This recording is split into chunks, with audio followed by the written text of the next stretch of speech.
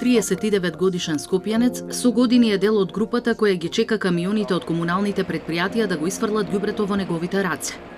Внимателно селектира, а скапиот смет го продава на луѓе кои во сопствениот двор направиле ѓубриште.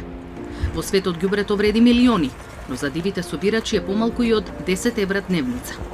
До 500 денари, некогаш 400, некогаш сум фател значи на 350 денари цел ден, од 6 сабајле до 1 сат, 1,5, до тогаш има камиони што носат ѓубре.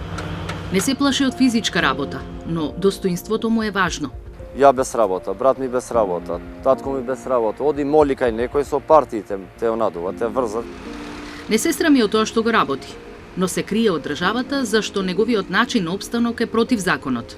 Државниот инспекторат за животна средина со уште неколку институции постојано имаат акции за казнување на луѓе кои неформално собираат отпад.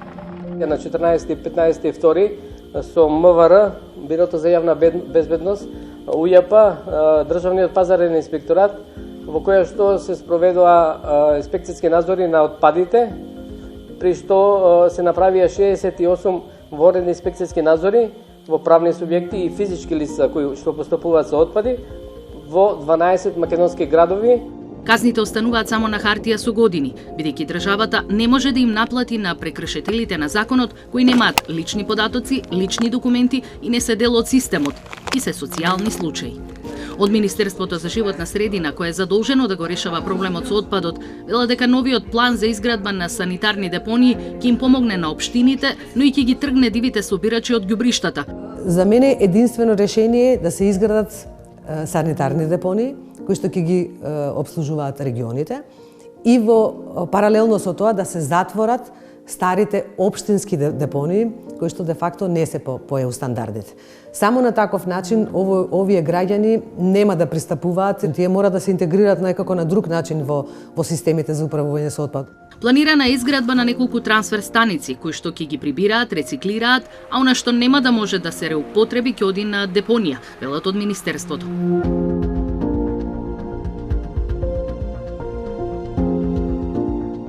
ЕБРД веќе одобрила заем за оваа намена. Од Министерството вела дека планот е со депониите да раководат регионални тела, а дел ќе останат и на јавните комунални предпријатија.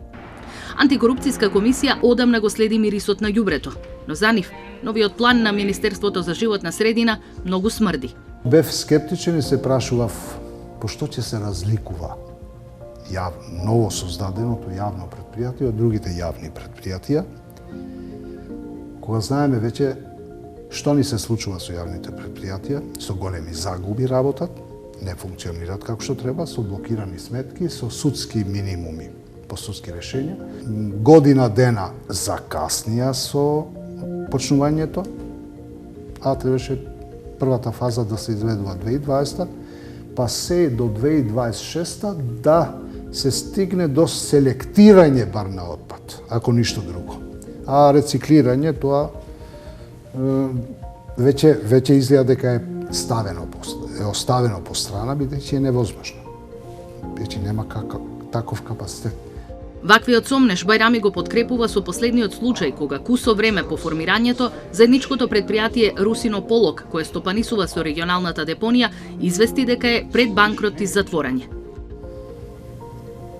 Што може да се коментира повеќе?